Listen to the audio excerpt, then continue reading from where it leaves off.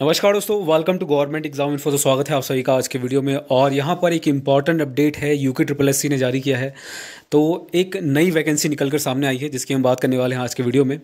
तो ये वैकेंसी कौन सी है, कितने पोस्ट हैं, एंड मोस्ट इम्पॉर्टेंट कि इसमें क्वालिफिकेशन क्या मांगा गया है। ठीक, तो वैसे आप देख पा रहे हैं ये जो विज्ञापन है या फिर नोटिफिकेशन है वो अभी थोड़ी देर पहले रिलीज़ हुआ है। और इसमें अगर बात करें तो जो पोस्टें हैं वो है आपके वाहन चालक, प्रवर्तन चालक, डिस्पैचर राइडर, यानी कि टोटल 3 पोस्ट हैं और कुल मिला के 164 पद हैं। ठीक, अलग अलग जो पोस्ट हैं वो 3 हैं और इसमें 164 पोस्टें हैं। इसके अलावा इंपॉर्टेंट डेट्स देख लेते हैं कब से कब तक आप कर सकते हैं इसके लिए आवेदन। तो आवेदन की बात करें तो 27/8/2021 से आप कर सकते हैं, यानी कि 27 अगस्त से, और 10/10/2021 यानी कि 10 अक्टूबर 2021 तक आप इसके लिए अप्लाई कर सकते हैं।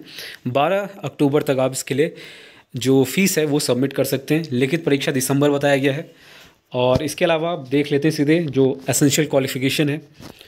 तो वाहन चालक की बात कर लेते हैं। वाहन चालक के सबसे ज़्यादा पोस्ट हैं और ये है आपके 161। अलग अलग डिपार्टमेंट वाइज देख सकते हैं आप, राज्यपाल सचिवालय वाहन चालक, और इसके अलावा जिलाधिकारी बागेश्वर वाहन चालक, एनसीसी निदेशालय वाहन चालक, ये सारे पोस्ट हैं अलग अलग डिपार्टमेंट में हैं वाहन चालक के। ठीक, तो ये सारे टोटल यहाँ पर कुल मिला के 161 पोस्ट हैं।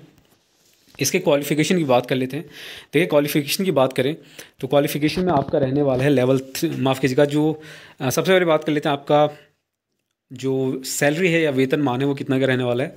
तो ये है आपका लेवल 3 का 21,700 से लेकर 69,100। 21 से 42 वर्ष यहाँ पर रहने वाला है।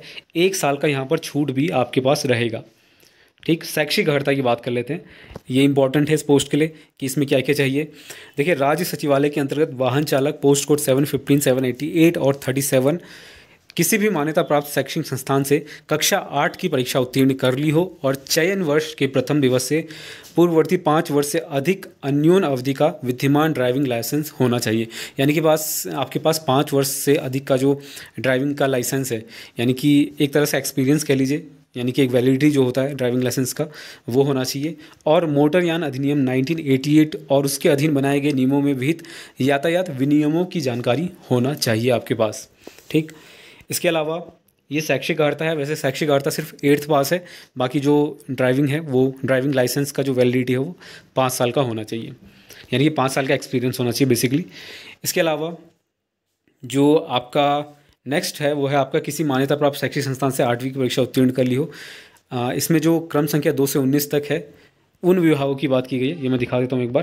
ठीक है, ये जो देख रहे हैं आप सीरीज़ नंबर, ठीक है, यहाँ से 2 से 19 तक जितने भी डिपार्टमेंट है उसके लिए ये सेकंड ऑप्शन दिया गया है। तो इसको देख लेते हैं।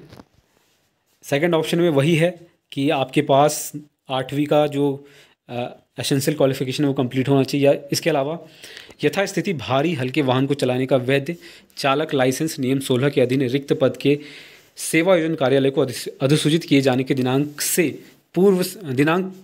पूर्व से 3 वर्ष से अन्यून अवधि का रखता हो। इसमें 3 साल का मांगा गया है भारी और हल्के वाहन का, ठीक है, लाइसेंस।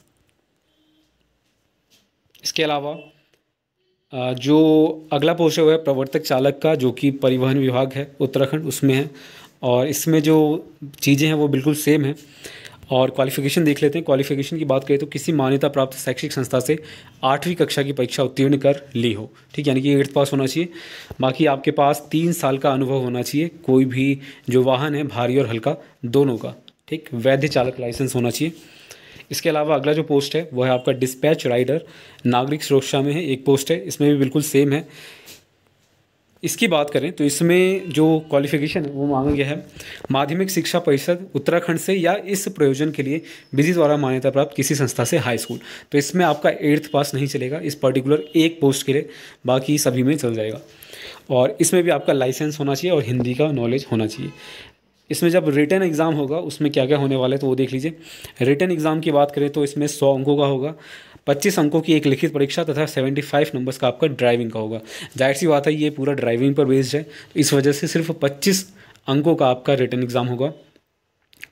जो आपका मेरिट होगा उसमें लिखित परीक्षा और ड्राइविंग परीक्षा के प्राप्तांकों के आधार पर तैयार किया जाएगा। लिखित परीक्षा का पाठ्यक्रम आयोग की वेबसाइट पर उपलब्ध है, जो कि आपके साथ शेयर कर दूंगा मैं टेलीग्राम पर, तो वहाँ पर आप ज्वाइन कर सकते हैं। और 25 अंकों को जो आपका एग्ज़ाम होगा इसमें दिया गया 25 अंकों की 1 घंटे की लिखित परीक्षा, जिसमें वाहन चालन व सामान्य ज्ञान से संबंधित आपके क्वेश्चन रहेंगे।